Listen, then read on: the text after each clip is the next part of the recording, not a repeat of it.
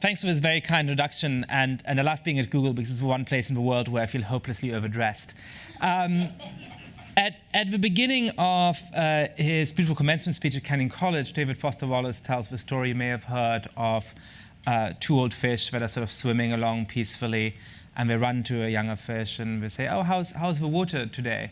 And the younger fish says, What water? What are you talking about?" They have never thought about what water is because it's always been around them. So they haven't noticed how important it is to them for their livelihood, for actually being able to live and breathe. I think in a strange way, we're at a similar place with our political system. We've taken it for granted for a long time. When I grew up, I thought that there was really important political battles to be fought, that it mattered a lot what kind of healthcare policy we might end up having, how we would treat people who are gay, and all of those kinds of questions, which were, live issues when I was growing up. But I also assumed that there was a whole set of even more important issues that we really didn't have to worry about. But obviously, 20 or 30 years from now, we would still be living in a democracy, that we would have free and fair elections, that people wouldn't be prosecuted or not prosecuted depending on what kind of relationship they have with the President of the United States or the Prime Minister of whichever country I was living in. And I fear that these things are now under threat. But what we're living through right now politically is not just a moment of high political tension, not just a moment of big drama with headlines every day, playing out one sort of unlikely saga after another. This, I think, is only the epiphenomenon, only one of the symptoms of a much deeper malaise of liberal democracy, of our political system. For decades, political scientists believed that, poor democracies could sometimes fail. They knew that rich authoritarian countries could actually continue to be quite stable. But they also had this really optimistic belief that countries that are already rich, that are already democratic, would continue to be so for a long time. The richest democracy to have ever failed was Argentina in the late 1970s. And that country had a GDP per capita of about $14,000 in today's terms. And so the conclusion was that once you're in that kind of area, once you've had a couple of changeovers of government for free and fair elections, once you had a GDP per capita of about $14,000, you really didn't have to worry anymore. Democracy had become consolidated. It had become the only game in town, and it would stay there forevermore. What it was supposed to look like when you're the only game in town is that most of your citizens actually give great importance to democracy, that they reject authoritarian alternatives to democracy, and most importantly, that all of the parties and political candidates in the system actually accept the most basic rules and norms of a political system. So before Donald Trump was elected, with a colleague, Roberto Fora, I started to look at that question. I started to look at, is it actually still true that most people give as deep importance to democracy? Do they still reject authoritarian alternatives? And most importantly, aren't there more and more politicians who seem to challenge that? And what we found was pretty worrying. So in the United States, among older Americans born in the 1930s and 1940s, over 2/3 say it's absolutely important to live in a democracy. Among people born since 1980, less than 1/3 do. 20 years ago, 1 in 16 Americans said that army rule is a good system of government. Now it's 1 in 6. And among young and affluent Americans, it's actually gone up from 6% 20 years ago to 35% now. Nearly a 6-fold increase over those couple of decades. And it's not just in the United States that this is happening. In new survey data from last year, we saw that the number of Germans and French people and Brits who say that a strong leader who doesn't have to bother with parliament or elections is a good thing has gone up a lot. In Germany, it was 16% 20 years ago. Now it's 33%. In France, the United Kingdom, it's 25%. Now it's 50%. 1 in 2 people who long for a strong leader who doesn't have to bother with parliament and elections. Now, as you know, how people answer survey questions can be a little difficult to interpret. So it would be tempting to say, well, who knows what exactly they mean when they answer those kinds of questions? Do they really want army rule? I mean, probably they don't. But we're also seeing actual voting behavior changing more and more. You're seeing the rise of authoritarian populists, not just in the United States, but in many democracies around the world. We saw a few weeks ago an election in Italy where nearly 2/3 of the electorate voted for very radical populist parties. You saw the rise of populist leaders in Central Europe, in Poland and Hungary, where democracy is now actually under threat. And you see it even in countries that were once supposed to be safe. One question I'm often asked when I go around the country talking about this stuff is, well, aren't there some countries where this isn't happening? What about Sweden? What about Canada? Well, in Sweden, the Sweden Democrats, a party that comes out of the neo-Nazi movement, is now polling above 20%. In Canada, Doug Ford, the brother of Rob Ford, whom you may remember from such hits as being mayor of Toronto and being caught on video smoking crack with drug dealers, his brother, who is a populist in the broadly Trumpian vein, may be about to become the premier of Ontario, the most important province in the country. So there's no places that are safe from this. So what I want to do today is to say a little bit about what populism is and why it's dangerous, to think about some of the causes of why this is happening in so many countries all at once, and to start talking a little bit about some of the things that we might actually be able to do to confront all of these problems. So what is populism? Why should we be concerned about these kinds of political figures? You know, it would be tempting to say that these populists have nothing in common with each other. Donald Trump doesn't appear to be overly fond of Muslims, I think it's fair to say. Recep Erdogan, who's, I think, rightly often called an authoritarian populist, the prime minister and president now of Turkey, doesn't appear to be overly fond of anybody who isn't a Muslim. There are some populists who advocate for very right-wing economic policies, either in their rhetoric or at least in their actual actions. And there's others, like the late Hugo Chavez in Venezuela, who advocate for very left-wing economic policies. So why does it make sense to call all of these people by the same name? Well, I think the answer to that has to do with a shared political language and a shared moral imagination. All politicians say there's something wrong with the current political class. All politicians say it's really important that I get elected rather than that guy over there. It's really important that my policies are better, you know, they speak better to my voters. That's a normal part of politics. But traditional politicians also say that the people on the other side are adversaries rather than enemies. That they are much better than the opposition. If the opposition wins the election, that's fine. They too are loyal citizens. The country is not going to be destroyed if the other people take a turn at governing. Well, populists are different in that. Populists say, the only reason why we have any real political problems is that the political elite is corrupt and self-serving. And so, actually, all common sense, ordinary, good folk know what to do politically. Common sense is enough to deal with all of our problems. And I, the populist, have a unique ability to speak for people's ideas, for people's desires, for what they really want. As Donald Trump said at the Republican National Convention in Cleveland in 2016, I am your voice.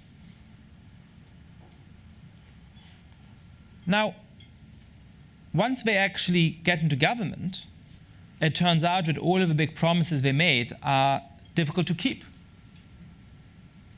And so populists end up saying things like, who knew that things could be so complicated? Who knew that healthcare could be so complicated? Who knew that negotiating with Kim Jong-un might turn out to be complicated? But of course, they don't actually want to say, hey, I was wrong, politics is complicated, it's difficult to solve all of the problems we have.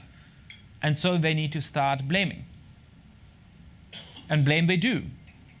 They blame media for being purveyors of fake news. They blame the political opposition for being traitors, illegitimate. And they blame independent institutions, whether it's judges in courts or independent institutions like the FBI and the Department of Justice, as enemies of the people. And we see exactly where that leads in countries where authoritarian populists actually manage to put through the program in a disciplined way. Take the case of Hungary, a country which political scientists 5 years ago considered a consolidated, a safe democracy. Scholars of Central Europe praised Hungary as, along with Poland, which is now going through similar troubles, the most successful case of a transition from communism to democracy. Well, once Viktor Orban took control as prime minister there, he reformed the judiciary in order to be able to nominate his own judges and assign cases to particular judges. He turned the state media into a sheer propaganda outlet and forced the sale of the most important private media outlets to his friends and political associates. He flooded the Electoral Commission with his loyalists. And as a result, we now have an election coming up just a couple of weeks from now in Hungary, in which it's very difficult for anybody to criticize Viktor Orban in the public media, in which the electoral system has been gerrymandered in unconstitutional ways without judges being able to stop it from happening, and in which, perhaps most shockingly, the Electoral Commission has investigated all of the opposition parties, fining them huge sums of money so that they essentially can't campaign, while the party of Viktor Orban, Fidesz, miraculously was never investigated and therefore never fined. So we have elections coming up in Hungary which are neither free nor fair in the heart of the European Union. Now, I think it's important to actually understand what kind of political system has been erected in Hungary, how to understand what's actually going on there. In my terms, we live in a liberal democracy. Now, liberal in this sense has nothing to do with liberal and conservative.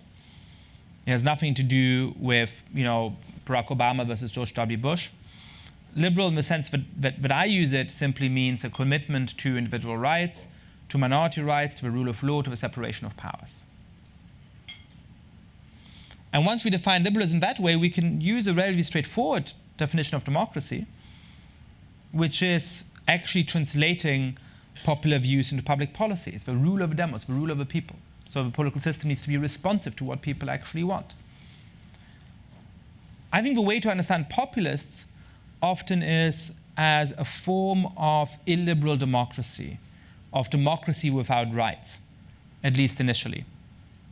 Take the case of a Swiss referendum a little less than a decade ago on the building of minarets.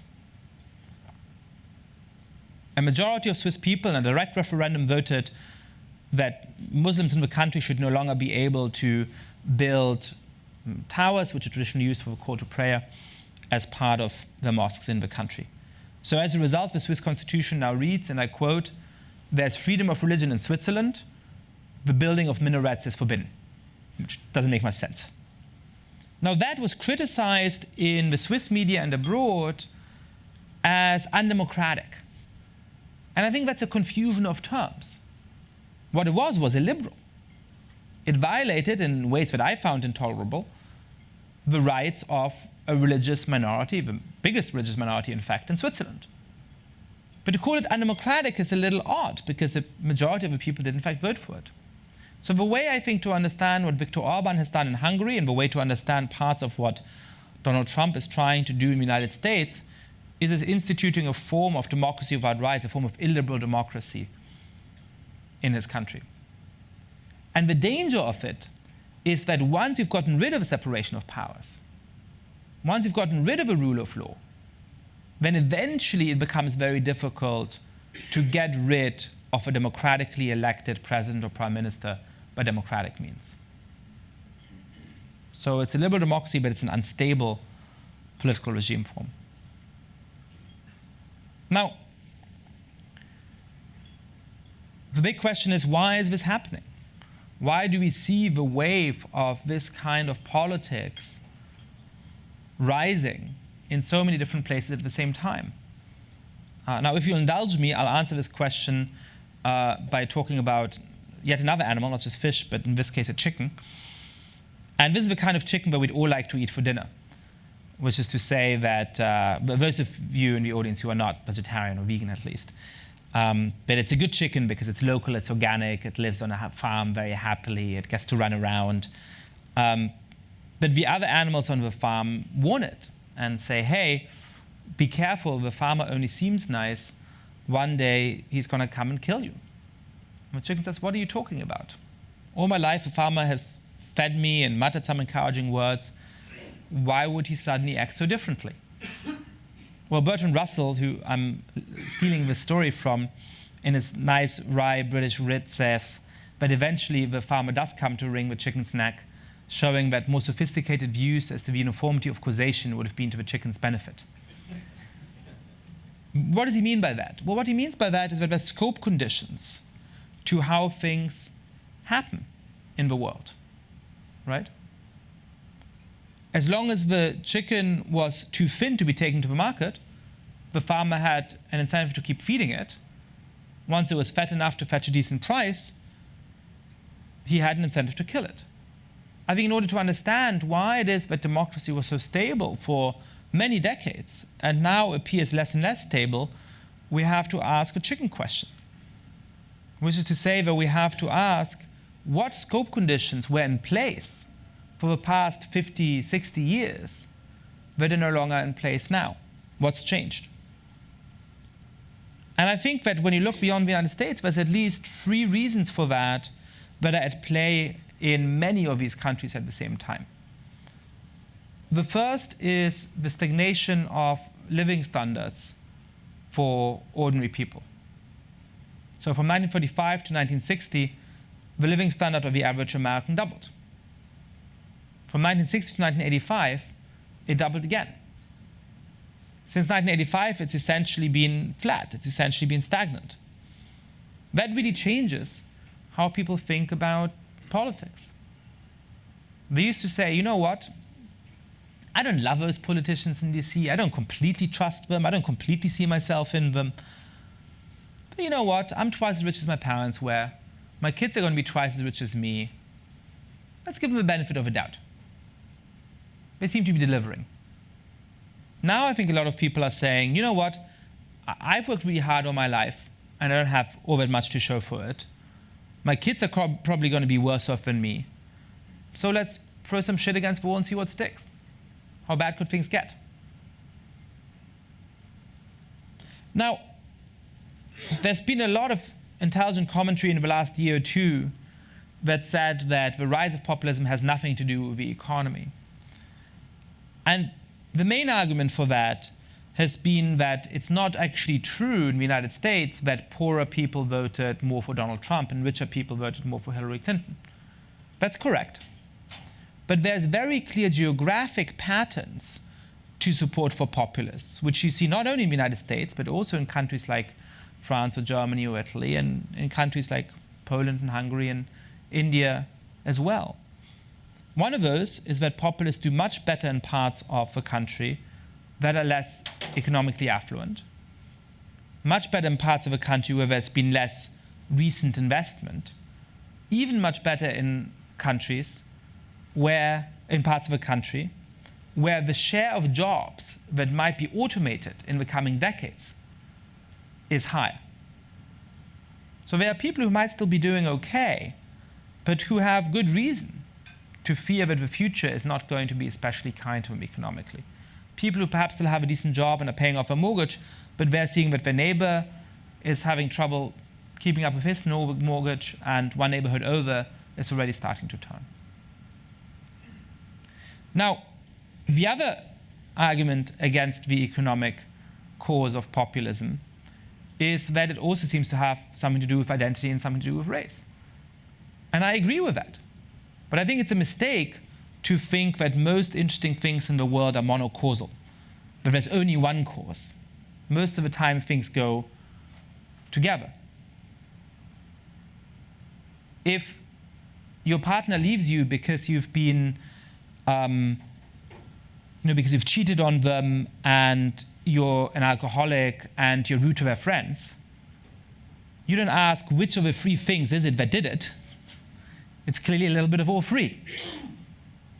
I think the same way with the rise of populism, this whole debate of is a cultural identity is not very fruitful. It is both of those things because they reinforce each other. One way of thinking about this is that when people are doing pretty well and they see somebody who they think of as a member of an outgroup, of different along some salient characteristic, they might say, hey, I'm doing great, this person over there is doing great too, good for them. If they feel like I'm not really getting what's owed to me, I'm stuck, I'm not doing particularly well, and that guy over there is doing well, what's that all about? They become much angrier about that. And that's particularly salient because we're going through a very big and actually historically unique transition in virtually all liberal democracies around the world. So in continental Europe, where I grew up, I was born in Germany and lived in various parts of Europe, most democracies were founded on a mono-ethnic, monocultural conception of a nation. There'd always obviously been a lot of migration in Europe, and national identity is a complicated thing that's partially historically constructed. But when you ask a German, when you ask a Swede, when you ask an Italian in 1960, who is a true Swede, who is a true Italian, they would have had a very simple answer. They would have said, well, people who ethnically descend from the same group. And obviously somebody who's brown or black, or somebody who's Muslim or Jewish or Hindu is not Italian, it's not Swedish, that's clear. Now, thankfully that has changed over the last decades as we've had a lot of new immigration into European countries. The legal understanding of who really belongs has changed. Citizenship law has liberalized. A lot of people have embraced the idea that, yes, of course, somebody can be a true German irrespective of the fact that their parents or their grandparents came to this country from Turkey or from Syria or from somewhere else. But there's also a mass rebellion against that. People who keep insisting on that older conception of national identity. And though we don't have to condone that, I personally don't condone that, I think it's actually helpful to pause for a minute to see why that's understandable. It shouldn't surprise us that this is happening. And one of the reasons for that is that if you're not the richest guy in the country, you're not the most educated guy in the country, you perhaps don't command the most social respect, it's very tempting to say, well, at least I'm better than that guy over there. And for a long time, that's what society told you. Right? Well, that guy over there might not be a politician. That guy over there might not be your boss. They may be getting as much or more social respect than you. And that means that you're losing the one thing that you can proudly point to and say, hey, this is giving me something. So it shouldn't surprise us that there's a mass rebellion against that. Now, the case in the United States is both similar and different. It's different in the obvious way that the United States has always been a multi-ethnic society. It's similar in the equally obvious way that the United States has always had a very strict racial and ethnic hierarchy, which gave huge advantages to one ethnic and religious groups over others. Now, for the past 20, 40, 60 years, we've actually made a lot of progress on that dimension. It's easy to forget that when you just look at the headlines. But I think there's practically no doubt that for members of virtually any minority group, it's better to live in the United States today than perhaps not 2 years ago, but certainly 20 or 40 or 60 years ago. And that's something to actually celebrate. But again, it's equally obvious that there is now a very strong rebellion against that. And that rebellion happens particularly in parts of a country not that have traditionally been diverse and that perhaps are more used to dealing with people who are not like the majority group, but in parts of a country that used to be very homogeneous and are rapidly becoming less homogeneous. Over 2/3 of American counties were over 90% white 25 years ago and are now less than 90% white. And that's an interesting point of transition, because it's about the moment where you go from rarely having to deal with anybody who, quote unquote, is not like you, to having to do so on a daily basis. Now, if the economic causes of all of this lead to a baseline lack of trust in government and a baseline anger about what's going to happen to you in the future, and if a lot of that anger takes a form of cultural and ethnic resentment, which is a jealousy at people being accorded equal status when you used to have a whole bunch of privileges, then the third ingredient you need to make this cocktail really lethal is the rise of the internet and of social media, which explodes a lot of this underlying frustration. When you go back 25 years, you in some way had a world of communication that was quite similar to 300 or 400 years ago. That sounds like a ridiculous claim, so let me walk you through it, what I mean by that. Well, 25 years ago, you had CNN. You could broadcast news events live with sound from all across the world. That's obviously something you couldn't have done 300 years ago. But you had a situation which I would call one-to-many communication. So to have a real voice in our society 20 years ago, you had to own a television station, a radio station, a publishing house, a newspaper, or be somebody whom the owners of those institutions wanted to give a platform to. What's happened since then is, first of all, the democratization of one-to-many communication. As you have a rise of websites in the internet, anybody can make a site called joeblogs.com, and billions of people with internet access can go free of charge and see that website. That is an incredible structural transformation, but it's still somewhat limited because people need to have the idea of going to joeblogs.com. And so they might find you on Google and so on. That number of people is going to be relatively limited. Well, in the next step, we went from democratized one-to-many communication to a form of many-to-many communication, which is social media. So now you might only have 100 followers on Twitter, but if you're on a United Airlines flight and you're re-accommodated, and somebody takes a video of that, and you share it with your 100 followers, and 10% of them retweet it, and 10% of them retweet it, very quickly millions of people can see this video clip.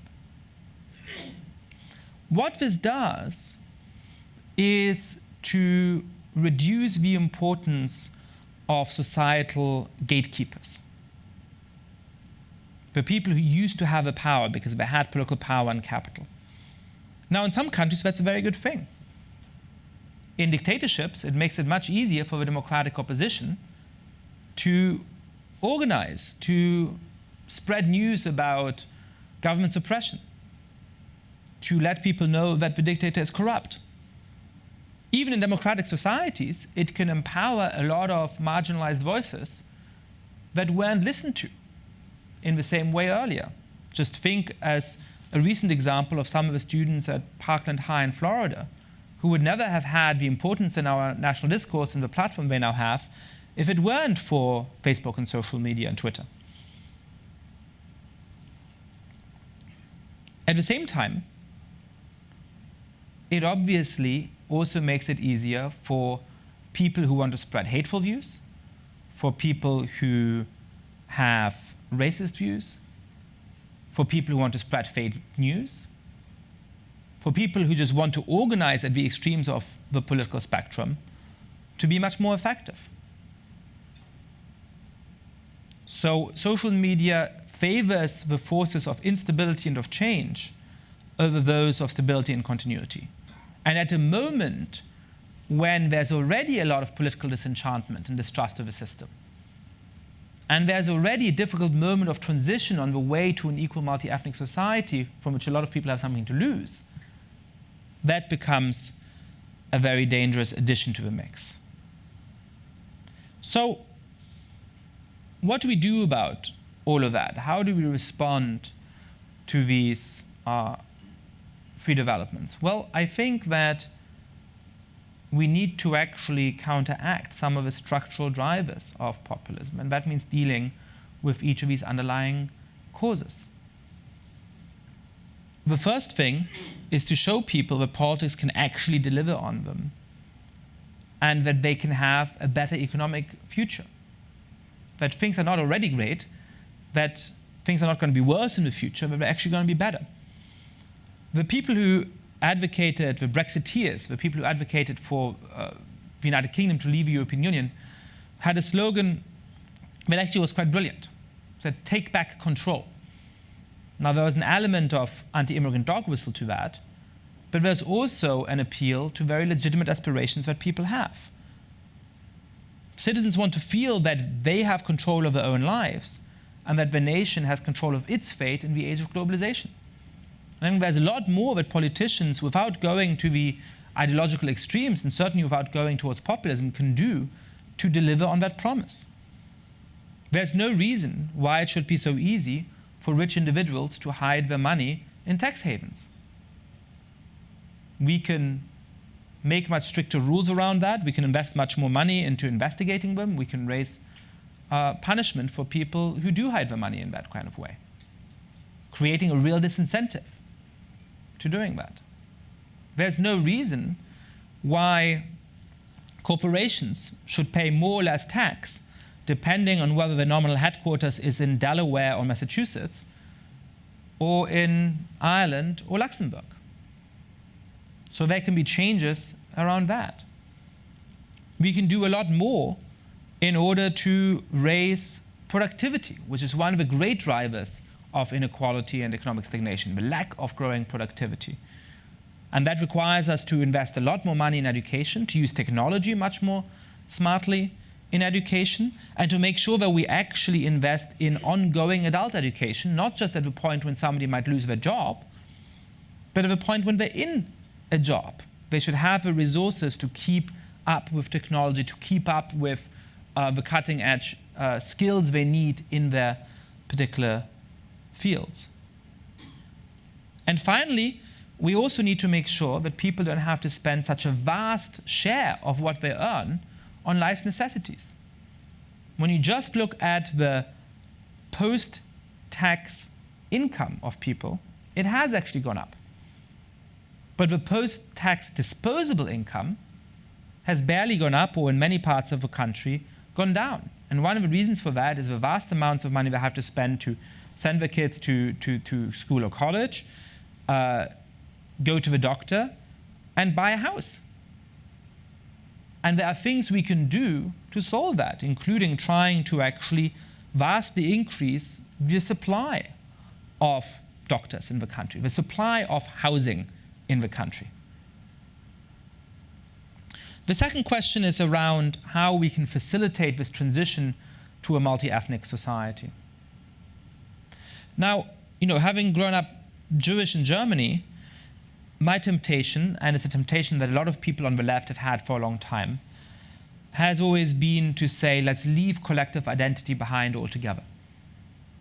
Why do we need this weird thing called the nation? Let's leave that in the 20th century, which it so cruelly shaped. A more recent response to the rise, particularly of exclusive nationalism and what I would call the white nationalism of parts of the White House, is to say, let's celebrate different collective groups. Let's celebrate every ethnic, religious, and sexual group, but not the nation. All of the groups that are at the subnational level. Now, I've come to think that both of these responses are in important ways mistaken.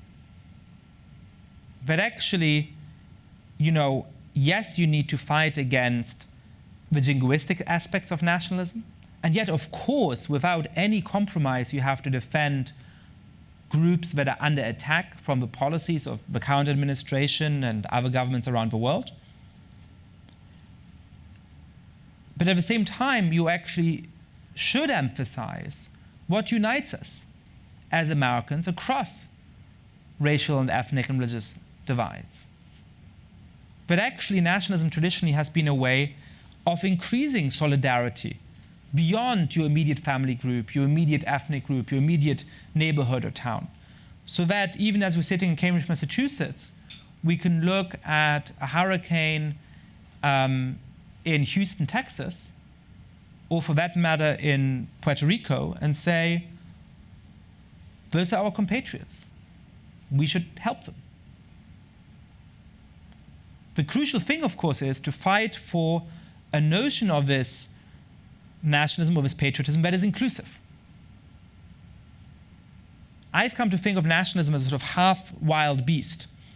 But if you leave it alone, the worst kinds of people are going to come in and stoke it and bait it until it becomes really dangerous. And the response, I think, is to try and domesticate it as best we can, being aware that it can always turn dangerous, but that we need to claim its meaning and make it work for us. I don't always agree with Emmanuel Macron, the president of France, but I think he had a really beautiful speech in the city of Marseille during his election campaign, where he said, when I look into this room, I see people from the Ivory Coast and from Mali and from Algeria and from Italy and from Poland, but what do I see? I see the people of Marseille. What do I see? I see the people of France. Look here, ladies and gentlemen, from the Front National. This is what it means to be proud to be French. That, to me, encapsulates what I'm talking about nicely. Now, third and finally, and when I promise that I'm about to shut up, how do we respond to the role of social media? Well, I don't think the right response is to censor what can be said on social media. I don't think that works technically. I think people would go to other platforms. I certainly don't think that the government should have that role. I certainly do think that we should push Facebook and Twitter to enforce the community guidelines more strongly and the privacy guidelines more strongly. But I don't think that the government should be overly involved in regulating free speech on the internet, because I believe in the First Amendment. So if we can't effectively control the supply of hate speech, what we can do is to control the demand for it. And one of the ways of doing that is to actually become more proud defenders of our political system. Look, from Plato to Aristotle and from Rousseau to the Founding Fathers, every set of historical thinkers about self-government has emphasized the importance of transmitting our political values from one generation to the next. And we don't take that seriously anymore. The number of hours we spend on civics lessons in our schools has plummeted over the past decades. Even when you're teaching at college, as I do at Harvard, I think very few professors think of their role in part as being to instill our political values and a pride in what's good about our political values in the young. We talk a lot about what's wrong with our political system, and that's good. There's lots of things wrong, and we need to be upfront about those things. But we never explain why it is that despite the injustices in the United States today, it is better to live in America than it is to live in Russia or China or Venezuela or any number of other authoritarian regimes around the world. And that's something that we need to do more proactively. Now, sometimes when I talk, people tell me that I'm a little depressing. So I hope I haven't depressed you too much. But I want to end on a hopeful note. I went to see a talk by Amos Oz a few months ago, and he said, look, there's a big fire burning out there in the world, and it can feel helpless to know what we as individuals can do about it. But thankfully, there's a lot of us. There's a lot of us in the room and watching over the video, and there's a lot of people out there in the world whom we can reach with our message. And if each of us pours a little bit of water on the fire, then collectively, we might just be able to put it out. So I think one of my goals in this talk is that if you agree with me on some of the analysis, then you'll have some ideas of what you can go and do. If you disagree with me, You'll have your own ideas about what we should do in order to fight populism. But there's things we can do. Unlike people in Russia and Venezuela and Turkey, we still have the ability to go and fight for our values without living in fear of being imprisoned or murdered. So let's fight for our values. Thanks.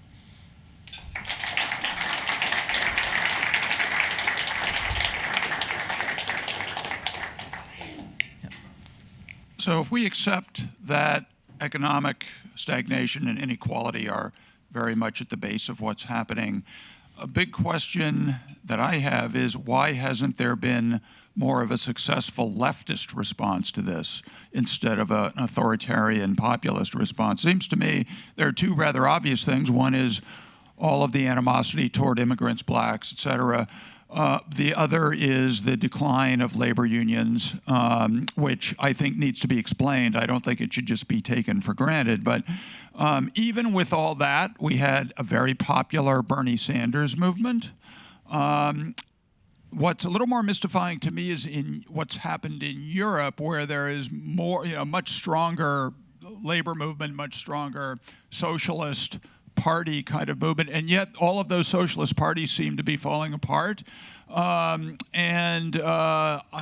don't know that much about the situation with the labor movement in Europe, but in general, why is it? What is there that's inevitable about a move to the right rather than a move to the left, which one might expect to see more of? So I think part of the answer is that there certainly are countries in which there has been a rise of far-left populism. Obviously Venezuela, which had many decades of economic stagnation before Hugo Chavez took power there and eventually really did destroy democracy there in a terrible way. But also parts of southern Europe, right? So when you look at Greece and Spain and in certain ways Italy, for a little less so than it looked a couple of years ago, you do see some of that. But I think in the end, and this is sort of my response to people who want to defend left-wing populism. Now, on my definition of populism, it's not clear to me that Bernie Sanders is a populist, by the way. I don't actually think he is, right? So you can have a very robust left-wing economic policy program without saying my political adversary is illegitimate and I should be given all of the power and so on, right? But one of my responses to people who are tempted by a form of actual left-wing populism that says, get rid of all of these institutions, who cares about any of that, we just care about economic or social justice. Well, one of the answers is that you might end up in a place like Venezuela, which is not a great place to live. But the other answer is, I think in the end you're not going to win. I just think that between saying the banks are screwing us over and capitalism is a problem, and saying, you know what your problem is? That guy over there. He's coming into your country, he's stealing your job, I just think that's more powerful. And so whenever you get a competition of left and right populism, you get a fracturing of a coalition you need to actually defend democracy, and in the end the people who tend to win out, and we've seen this many times over the course of history, is the far right. My question is about populism and education. Is there a connection where lowered education drives populism, or maybe the other way around, or is there no connection at all? Well, so there's definitely, as Donald Trump famously said, I love the uneducated. So there's definitely, in many countries, a link between people who are less qualified, less educated, and the willingness to vote for populism. There are some interesting cases where that's not the case. Actually in Germany, which I'll take a wild guess that's where you're from, as am I. Interestingly, there's not a very clear pattern in support for the alternative for Germany. It's actually a lot of more educated people as well. So there are some exceptions to that. But yeah, by and large, I would say there's two educational roots of populism. One of them is just that the less educated you are, the more reason you have to be afraid of the future, the more you might act out in that kind of populist support. And the second is, well, I think we haven't done a good job of transmitting our values through education. And that's a broader set of reasons why people don't do that. Now, I think that needs to go, by the way, beyond critical thinking. So both in Germany and to some degree in the States, this sort of well-meaning response to this is, well, we just have to teach people to think critically about the world. But actually, populists always claim that they think critically about the world. Don't trust the institutions. Don't trust what the mainstream media tell you. You know, you're sheeple. You have to like go and research for yourself. So it has to go beyond critical education or critical thinking skills. It has to be critical thinking skills rooted in a defense of our institutions and of our values. You mentioned economic stagnation in the last 40 or 50 years in the United States. Are there examples of that in other countries too? I'm just not familiar with the history in, for example, Germany and the UK. So absolutely, in most of Western Europe, you have a less extreme set of developments, which is one of the signs that the reasons for the absolute stagnation of middle-class incomes in the United States is not globalization and automation, all of those things. A good part of it is political choices. And those political choices have by and large been a little better in Western Europe. And so as a result, you have a little higher improvements of living standards for ordinary people. But absolutely, you know, when you look at most of Western Europe from 1950 to 1975, 1980, you went from lots of people not having central heating, definitely not having a car, not having a television, in some cases not having access to doctors, to, you know, living a comfortable life with a house and a car or two and a big entertainment system at home to boot, right? And further, there's been some increases in living standards for the past 30 years. It's been nothing comparable to that kind of moment of transformation. Now, the case gets a little more complicated in Central Europe and in parts of Asia. But there, I think, people have fallen short of expectations. So for Poland and Hungary have done very well economically over the last 30 years. People thought they were going to have living standards like in the West. And what they've seen, especially in rural areas, is not nearly close living standards. And the people who've done best in the system are the people who are politically collected, often who are old communist elites, often who are crooks, right? And so there's a real anger there that's economically rooted as well. Yeah. There are some people who allege that some of the elections that we've seen strong populist results from are in part the result of active state-sponsored campaigns of propaganda and misinformation, and that some of those votes arguably, or that those elections arguably have already not been free and fair here and in France and in Italy. And I wondered if you had thoughts about that, and to if there are sort of structural approaches to combating that sort of state-sponsored action from nation states with an active interest in destabilizing democracies. Yeah. So look, that's another area where I think there's all of these weird, you know, fruitless either-or discussions when it can clearly be both. Sometimes when you look about debates, you know, it's obviously sort of the Trumpist right that has an interest in just downplaying any kind of Russian meddling because they just want to defend Trump. But even on the left of that, even among people who dislike Trump, there's sometimes this weird debate between kind of more the center left and the far left in certain incarnations, but it can take different forms as well, where it's sort of, you know, to caricature one position, it's, well, Russia is the only reason why Hillary Clinton lost, and so let's just focus on that and everything else is great. And then on the other side, sort of, let's not talk about Russia. All the people who want to talk about Russia just want to talk about Russia because they love Hillary Clinton and don't want to, right? And it's just, it can be both, right? I mean, it's absolutely plausible that, you know, various forms of meddling and the data breach with Cambridge Analytica and all of those kinds of things may have made a difference of 80,000 votes in 3 states. It's very, very difficult to test that. It's plausible that it may have been. At the same time, it's obviously true that even if that hadn't happened, Donald Trump still would have been within striking distance of winning the presidency. And if everything was fine, if people weren't pissed off with the political system, if it had a non-populist political candidate they were really excited about, Donald Trump shouldn't have been anywhere within striking distance of winning the election. So we can take the threat of Russian meddling and other forms of outside interference very seriously without having to fall into the trap of saying, well, if that's the case, then there's nothing else we need to change, right? Now, to the specific question of what can we do about that, well, in lots of European countries, the answer is really simple, which is that we don't have the laws that America has. Until I became a citizen about a year ago, I wasn't allowed to donate to political campaigns. It was actually a reasonable law. right? In Europe, there isn't such laws. So, Russian state banks can bankroll European political parties. They usually don't do it openly, but they do it legally, right? Well, we can change that. In the United States, I think we can be much clearer in investigating what's going on, obviously protecting the Mueller probe, but also actually improving our electoral infrastructure. It's very, very easy to hack into our voting machines.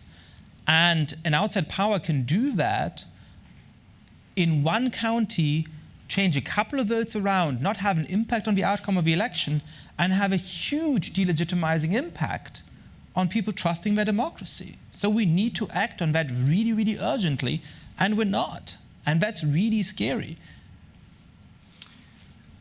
Thank you. I want to pick up on the electoral system question. I'm wondering to what degree you see a connection between the rise in populism and the electoral systems we have, particularly in the United States. Mm-hmm. Donald Trump won the election, but he didn't actually get the most votes. Mm-hmm. He did, because it was all fraud and he got the most electoral votes, but he didn't get the most votes of the people. I mean, Donald Trump claims that he won the popular vote. Sure. But we'll ignore that. Sure, so. Ignore that part.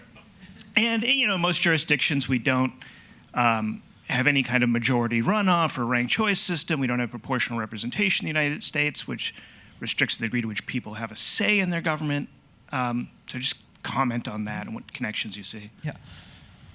So look, I mean, I think there's one set of institutional failings that is a big part of the book, but that I didn't talk about in this particular talk, which is just around the unresponsiveness of a lot of our political institutions and the role that money plays in politics and the revolving door between lobbyists and legislators, and the rise of a very complicated bureaucratic and technocratic state, which makes people feel like nobody's listening to me anyway. I think that's one particular reason.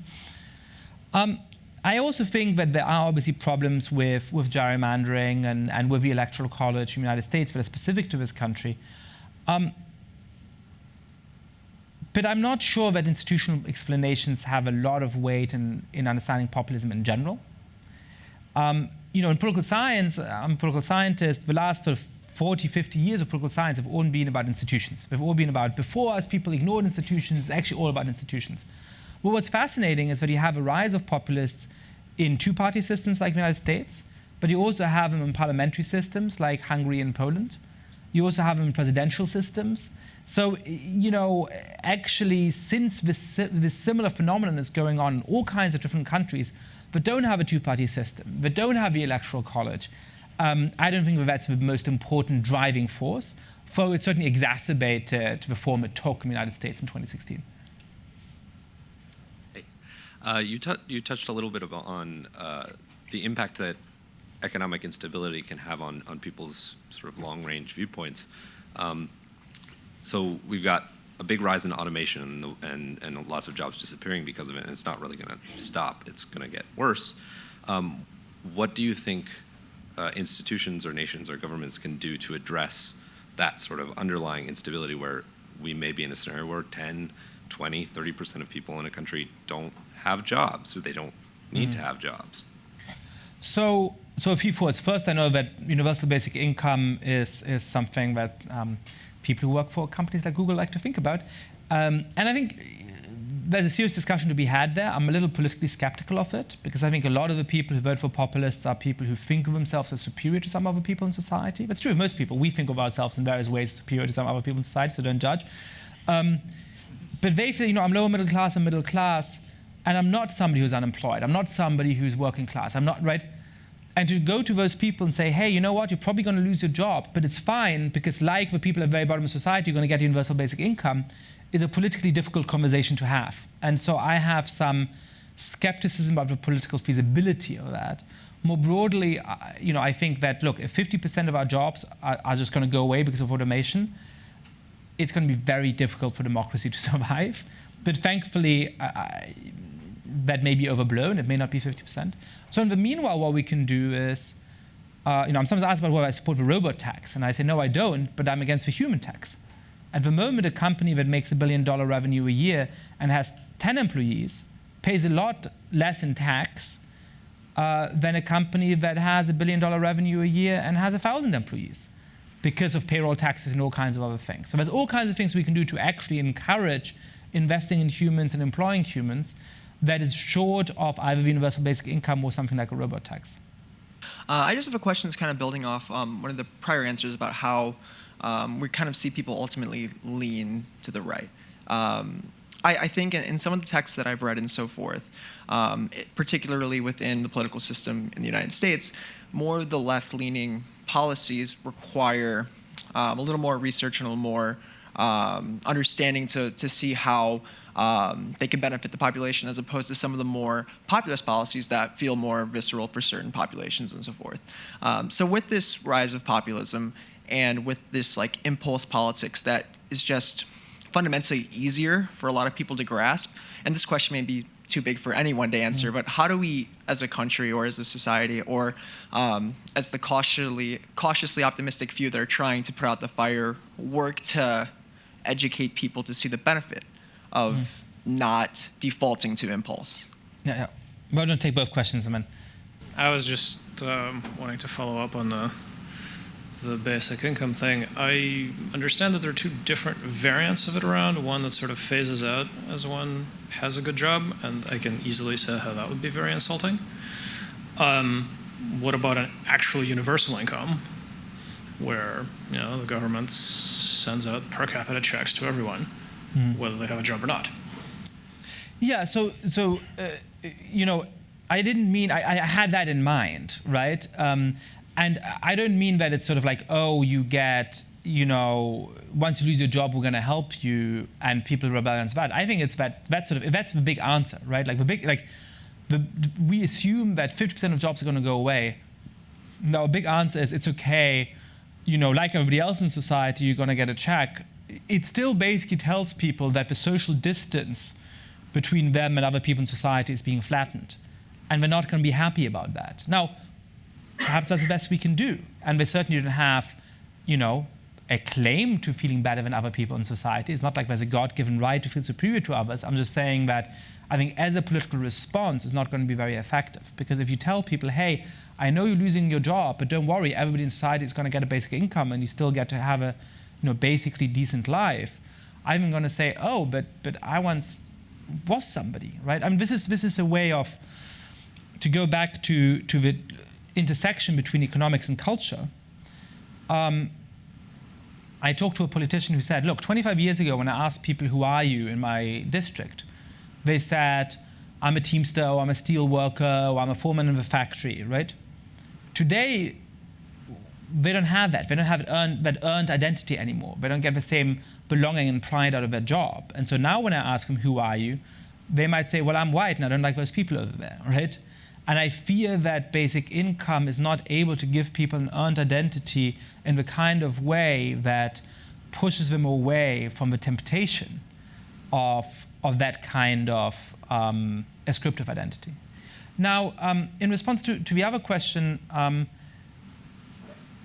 look, one way of talking about this is that to me, the 2016 election was a competition between a moderate politics of the status quo and an extremist politics of change. Now, a lot of people vote for the extremist politics of change, perhaps because they're extremists, I think more likely because they really wanted change. They really wanted a vision of a better future. And so I think what we need to do is to give them a realistic, non-extremist vision of what that future looks like. In the end, as long as people say, the system is screwed and nobody cares about me and there's not much for me in the future anyway, they're always going to be tempted by the most extreme people. And so what we need to do is to give people a realistic sense that, no, you know what? If I vote for people who are not extremists, if I accept an equal multi-ethnic society, if I do my bit, then you know what? Actually, life is going to be better for me. Politicians do have something to offer me. The system has something to offer me. And that's really hard work, because there's all kinds of complicated reasons why the system doesn't do it effectively at the moment.